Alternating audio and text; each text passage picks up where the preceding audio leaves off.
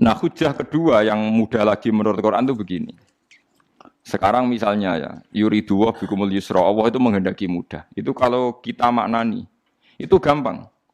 Misalnya begini, ya ini yang ada ya, nyata dalam sejarah. Ada berhala terpahat dari batu, namanya Lata, Uzza, Manat, gitu. Lata, Uzza, Manat. Terus ada yang beberapa yang namanya nggak disebut Quran, kata Hubal, kata apa? Hubal. Oleh orang-orang kafir jahiliyah, Lata itu disembah, dikatakan Tuhan. Uzza juga dikatakan apa? Tuhan. Itu kata Allah. In hiya illa asmaun samaitumuha antum wa abaukum, itu hanya nama yang kamu ciptakan. Makanya Allah ngendikan kalau barang tidak benar istilah kaburos kalimatan takhruju min afwahim. Niki rungokno nggih kanca-kanca terutama sing hafal Quran. Misalnya aku darani Mustafa iku ganteng, Mustafa iku sugih. Itu namanya kalimat yang keluar dari mulut saya, tapi hakikatnya kan tidak ada. Nyatane orang ganteng, nyatane ora sugih. Tapi ini menjadi kalimat karena kadung keluar dari mulut. Kula baleni, tapi ini menjadi kalimat karena kadung keluar dari apa? Mulut. Misalnya saya bilang, wah Ruhin rambutnya lurus, alim, ganteng, pinter. Ini hanya keluarnya kalimat yang keluar dari mulut, tapi kan nggak ada kenyataannya. Nah, ketika orang kafir bilang berhala itu Tuhan, itu kalimat yang keluar dari mulut. Nah, kalau hakikatnya ya batu bukan Tuhan, hakikatnya itu batu. Berarti namane pangeran Lata Uzza itu batu apa pangeran? Batu. Nah, makanya kalau Allah mengkritik orang kafir, misalnya Allah dikatakan punya anak, Yesus itu Tuhan.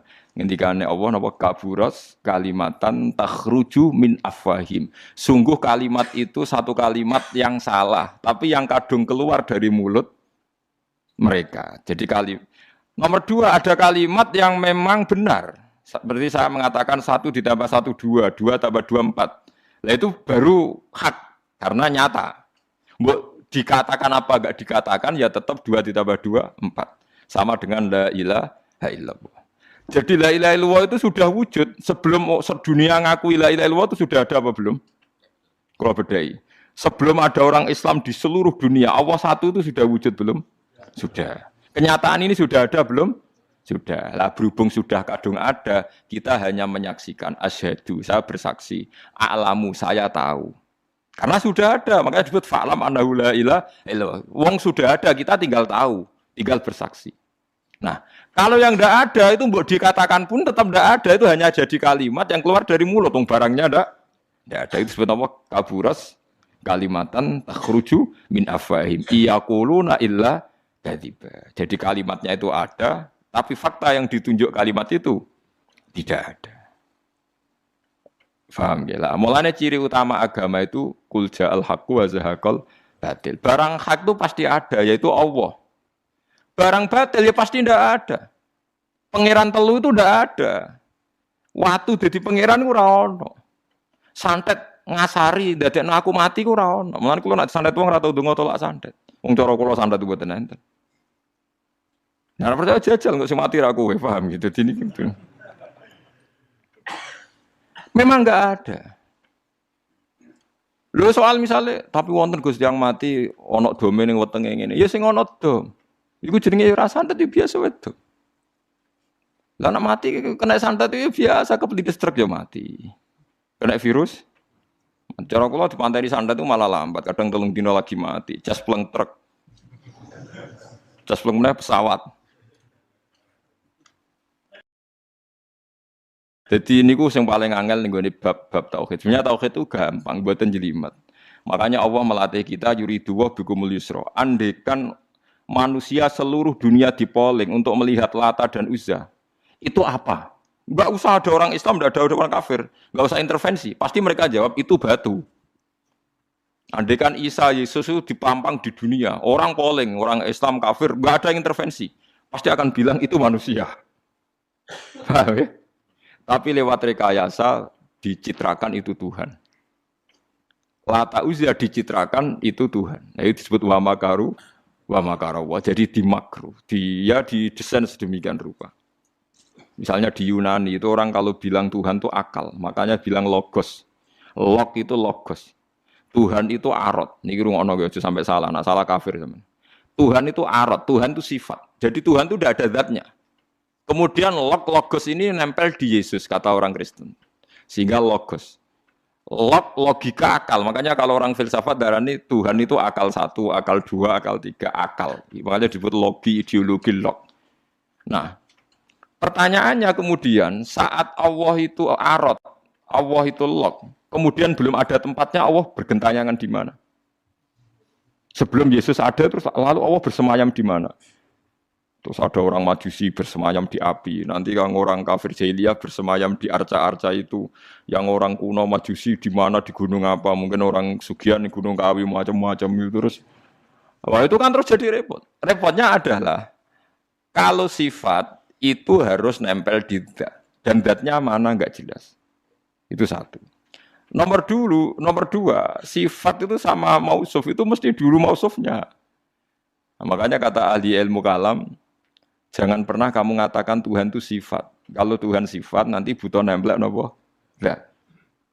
Makanya terus kita diajari walillahil asmaul husna. Allah itu zat. Kemudian pada zat ini ada asmaul husna.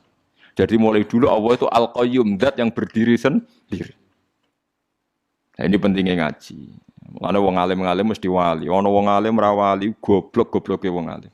Mergo seneng dhuwit bareng. Kudune wong alim iku wali. Lan Imam Syafi'i ketika disebutno wali si awali si B. Nah aku ra wali ning dunya ora ono wali.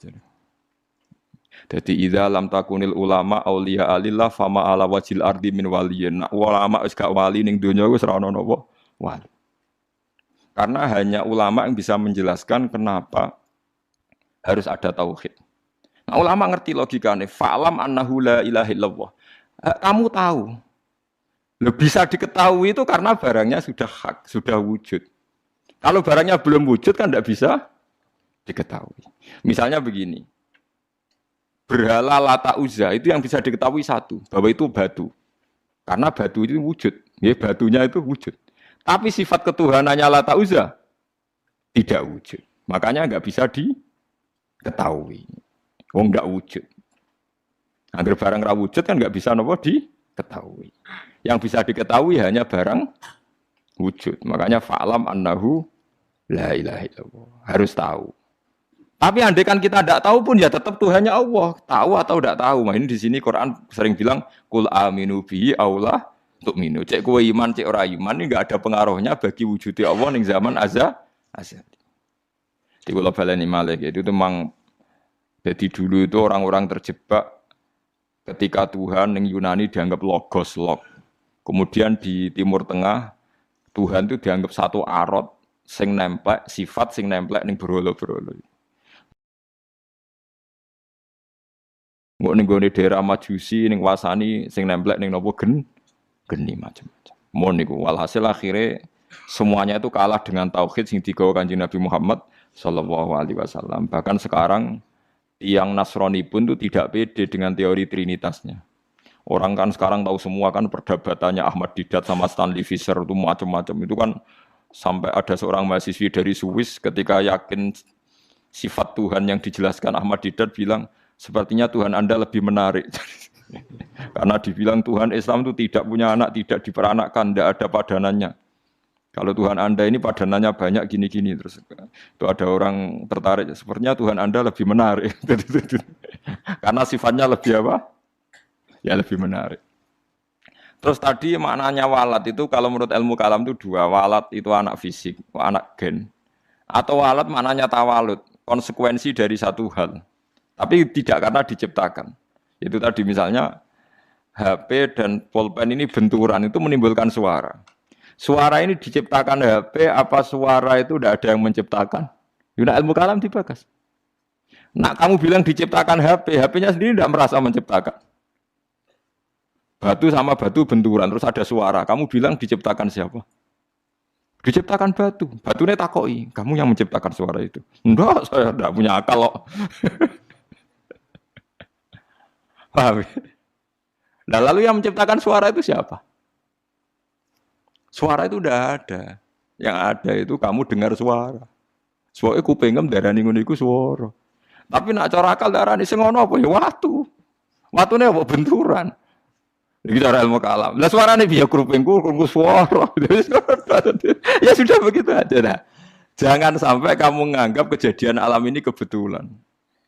Itu gue yang melukai tauhid. Semua alam raya ini diciptakan secara sengaja dengan irodah oleh Allah Subhanahu wa taala.